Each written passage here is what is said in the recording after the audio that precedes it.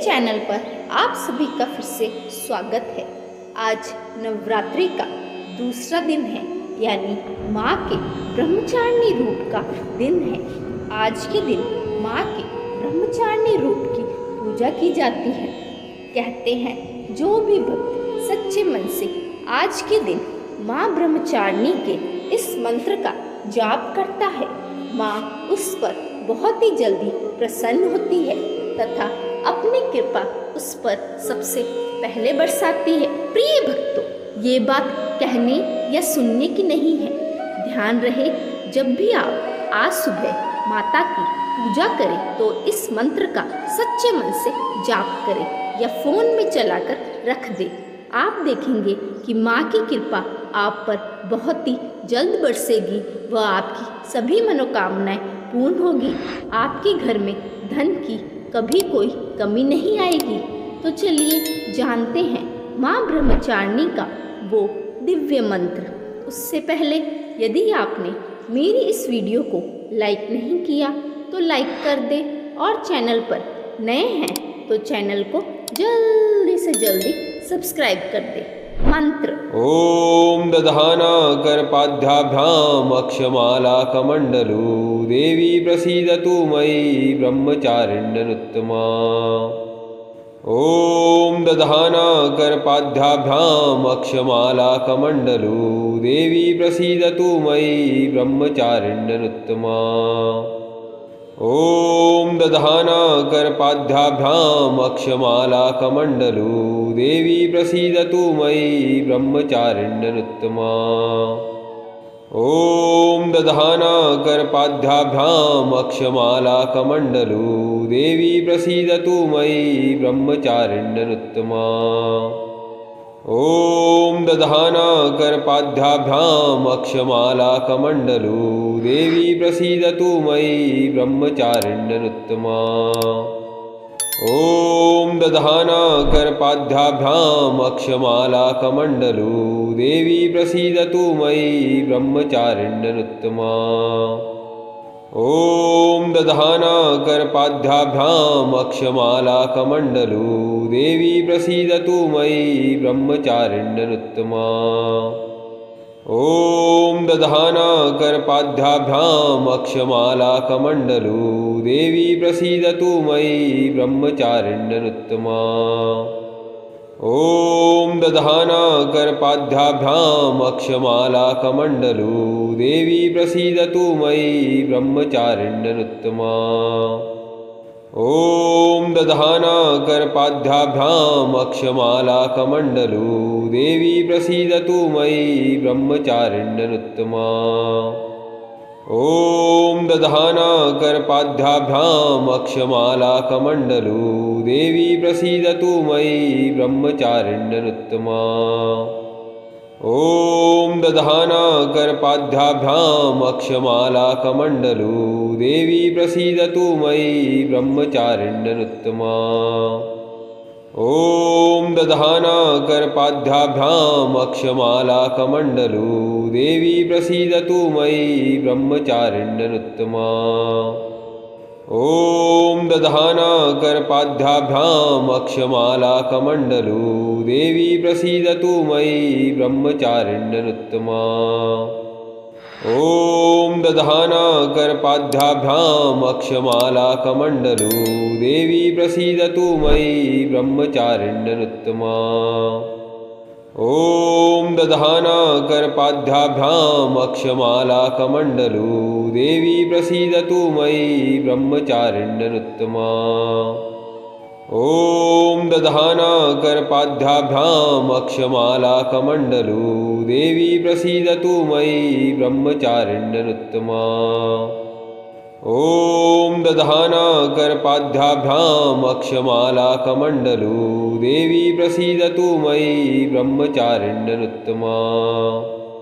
ओम दधाना करपाद्याभ्याम अक्षमाला कमंडलू देवी प्रसीदतु मयि ब्रह्मचारिण्यनुत्तमा।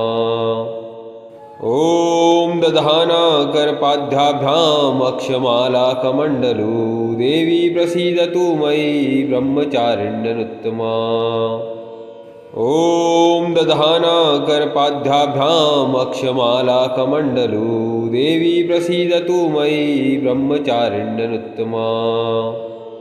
ॐ दधानाकरपाद्याभ्याम् अक्षमालाकमण्डलू देवी प्रसीदतु मयि ब्रह्मचारिण्यनुत्तमा। ॐ दधानाकरपाद्याभ्याम् अक्षमालाकमण्डलू देवी प्रसीदतु मयि ब्रह्मचारिण्यनुत्तमा। ॐ दधानाकरपाद्याभ्याम् अक्षमालाकमण्डलू देवी प्रसीदतु मयि ब्रह्मचारिण्यनुत्तमा। ॐ दधानाकरपाद्याभ्याम् अक्षमालाकमण्डलू देवी प्रसीदतु मयि ब्रह्मचारिण्यनुत्तमा। ॐ दधानाकरपाद्याभ्याम् अक्षमालाकमण्डलू देवी प्रसीदतु मयि ब्रह्मचारिण्यनुत्तमा। ॐ दधानाकरपाद्याभ्याम् अक्षमालाकमण्डलू देवी प्रसीदतु मयि ब्रह्मचारिण्यनुत्तमा। ॐ दधानाकरपाद्याभ्याम् अक्षमालाकमण्डलू देवी प्रसीदतु मयि ब्रह्मचारिण्यनुत्तमा। ॐ दधानाकरपाद्याभ्याम् अक्षमालाकमण्डलू देवी प्रसीदतु मयि ब्रह्मचारिण्यनुत्तमा। ॐ दधानाकरपाद्याभ्याम् अक्षमालाकमण्डलू देवी प्रसीदतु मयि ब्रह्मचारिण्यनुत्तमा। ॐ दधानाकरपाद्याभ्याम् अक्षमालाकमण्डलू देवी प्रसीदतु मयि ब्रह्मचारिण्यनुत्तमा। ॐ दधानाकरपाद्याभ्याम् अक्षमालाकमण्डलू देवी प्रसीदतु मयि ब्रह्मचारिण्यनुत्तमा। ॐ दधानाकरपाद्याभ्याम् अक्षमालाकमण्डलू देवी प्रसीदतु मयि ब्रह्मचारिण्यनुत्तमा। ॐ दधानाकरपाद्याभ्याम् अक्षमालाकमण्डलू देवी प्रसीदतु मयि ब्रह्मचारिण्यनुत्तमा। ॐ दधानाकरपाद्याभ्याम् अक्षमालाकमण्डलू देवी प्रसीदतु मयि ब्रह्मचारिण्यनुत्तमा। ॐ दधानाकरपाद्याभ्याम् अक्षमालाकमण्डलू देवी प्रसीदतु मयि ब्रह्मचारिण्यनुत्तमा। ॐ दधानाकरपाद्याभ्याम् अक्षमालाकमण्डलू देवी प्रसीदतु मयि ब्रह्मचारिण्यनुत्तमा। ॐ दधानाकरपाद्याभ्याम् अक्षमालाकमण्डलू देवी प्रसीदतु मयि ब्रह्मचारिण्यनुत्तमा। ॐ दधानाकरपाद्याभ्याम् अक्षमालाकमण्डलू देवी प्रसीदतु मयि ब्रह्मचारिण्यनुत्तमा। ॐ दधानाकरपाद्याभ्याम् अक्षमालाकमण्डलू देवी प्रसीदतु मयि ब्रह्मचारिण्यनुत्तमा। ॐ दधानाकरपाद्याभ्याम् अक्षमालाकमण्डलू देवी प्रसीदतु मयि ब्रह्मचारिण्यनुत्तमा। ॐ दधानाकरपाद्याभ्याम् अक्षमालाकमण्डलू देवी प्रसीदतु मयि ब्रह्मचारिण्यनुत्तमा। ॐ दधानाकरपाद्याभ्याम् अक्षमालाकमण्डलू देवी प्रसीदतु मयि ब्रह्मचारिण्यनुत्तमा। ॐ दधानाकरपाद्याभ्याम् अक्षमालाकमण्डलू देवी प्रसीदतु मयि ब्रह्मचारिण्यनुत्तमा। ॐ दधानाकरपाद्याभ्याम् अक्षमालाकमण्डलू देवी प्रसीदतु मयि ब्रह्मचारिण्यनुत्तमा।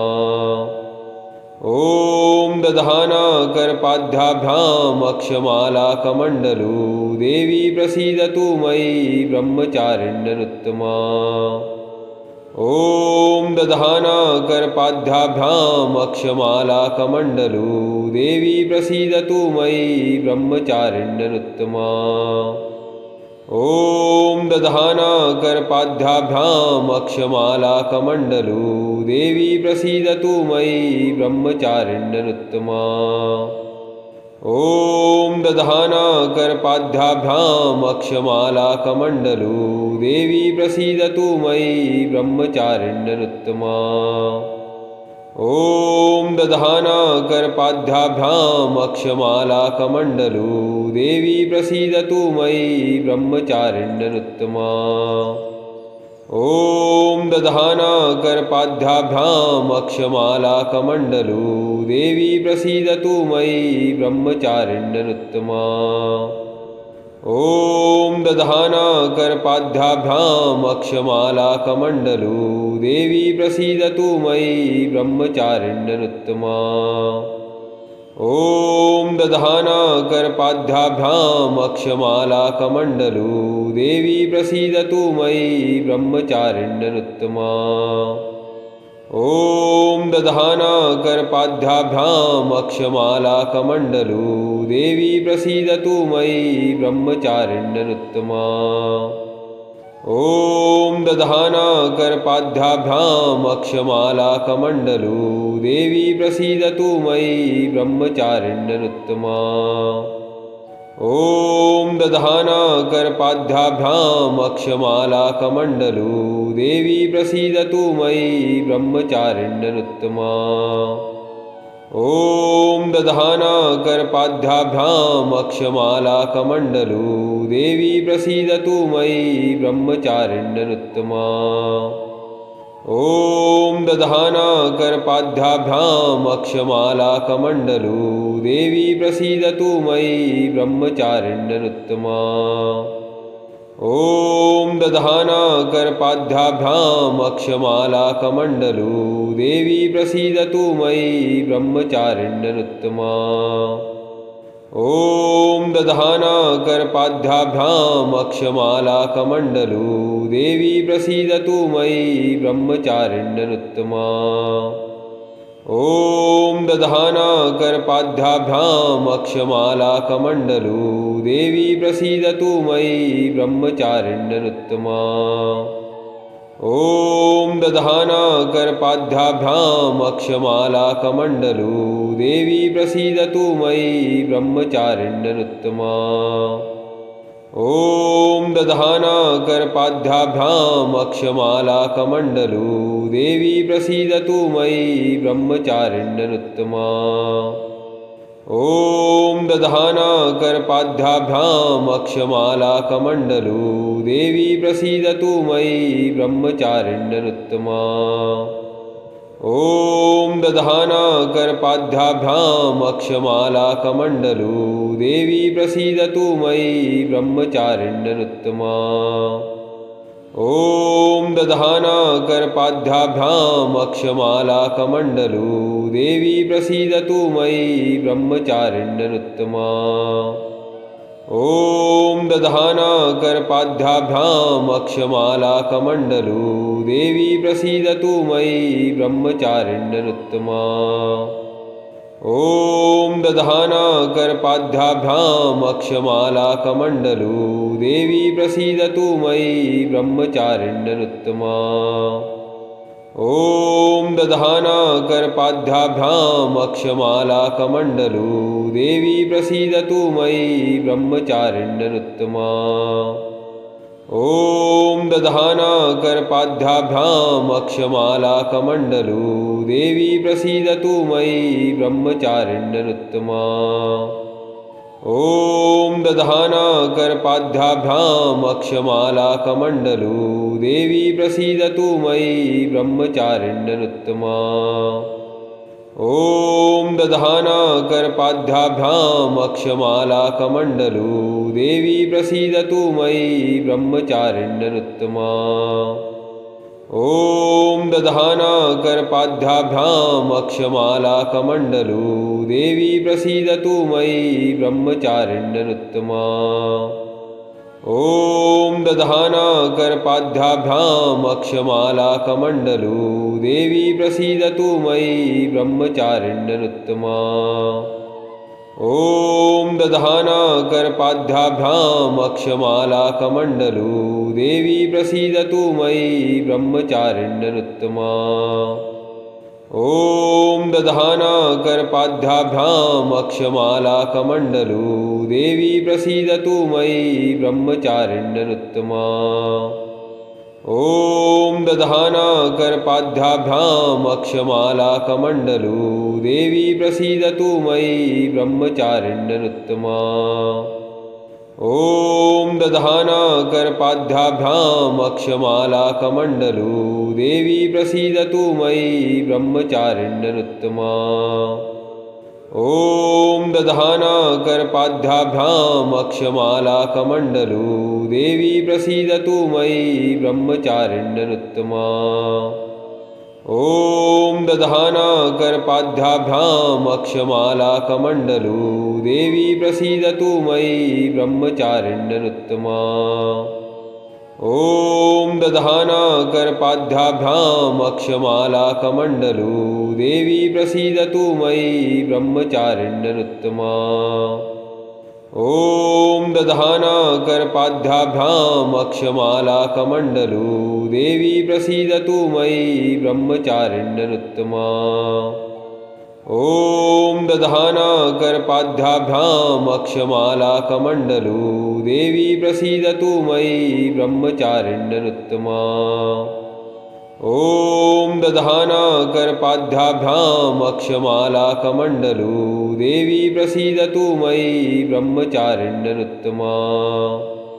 ॐ दधानाकरपाद्याभ्याम् अक्षमालाकमण्डलू देवी प्रसीदतु मयि ब्रह्मचारिण्यनुत्तमा। ॐ दधानाकरपाद्याभ्याम् अक्षमालाकमण्डलू देवी प्रसीदतु मयि ब्रह्मचारिण्यनुत्तमा। ॐ दधानाकरपाद्याभ्याम् अक्षमालाकमण्डलू देवी प्रसीदतु मयि ब्रह्मचारिण्यनुत्तमा। ॐ दधानाकरपाद्याभ्याम् अक्षमालाकमण्डलू देवी प्रसीदतु मयि ब्रह्मचारिण्यनुत्तमा। ॐ दधानाकरपाद्याभ्याम् अक्षमालाकमण्डलू देवी प्रसीदतु मयि ब्रह्मचारिण्यनुत्तमा। ॐ दधानाकरपाद्याभ्याम् अक्षमालाकमण्डलू देवी प्रसीदतु मयि ब्रह्मचारिण्यनुत्तमा। ॐ दधानाकरपाद्याभ्याम् अक्षमालाकमण्डलू देवी प्रसीदतु मयि ब्रह्मचारिण्यनुत्तमा। ॐ दधानाकरपाद्याभ्याम् अक्षमालाकमण्डलू देवी प्रसीदतु मयि ब्रह्मचारिण्यनुत्तमा। ॐ दधानाकरपाद्याभ्याम् अक्षमालाकमण्डलू देवी प्रसीदतु मयि ब्रह्मचारिण्यनुत्तमा। ॐ दधानाकरपाद्याभ्याम् अक्षमालाकमण्डलू देवी प्रसीदतु मयि ब्रह्मचारिण्यनुत्तमा। ॐ दधानाकरपाद्याभ्याम् अक्षमालाकमण्डलू देवी प्रसीदतु मयि ब्रह्मचारिण्यनुत्तमा। ॐ दधानाकरपाद्याभ्याम् अक्षमालाकमण्डलू देवी प्रसीदतु मयि ब्रह्मचारिण्यनुत्तमा। ॐ दधानाकरपाद्याभ्याम् अक्षमालाकमण्डलू देवी प्रसीदतु मयि ब्रह्मचारिण्यनुत्तमा।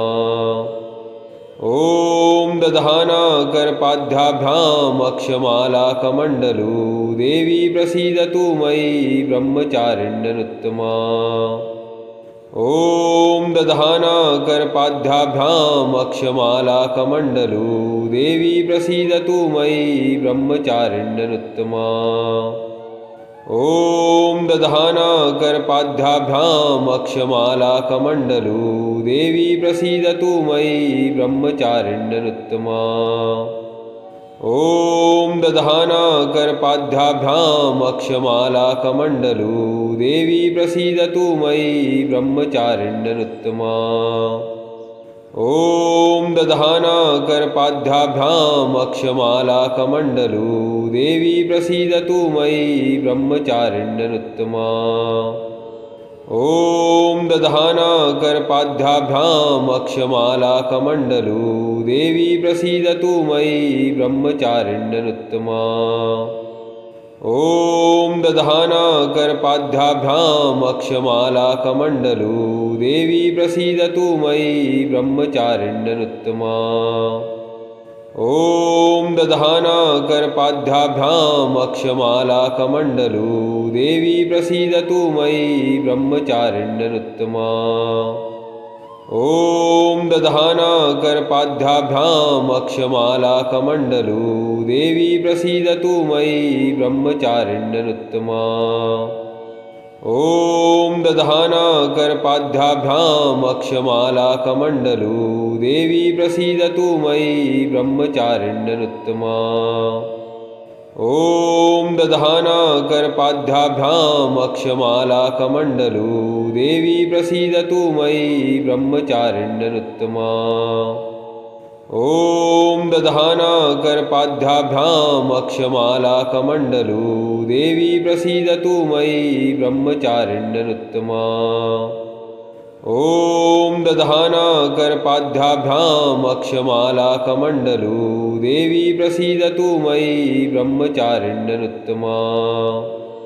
ॐ दधाना करपाद्याभ्याम् अक्षमालाकमण्डलू देवी प्रसीदतु मयि ब्रह्मचारिण्यनुत्तमा।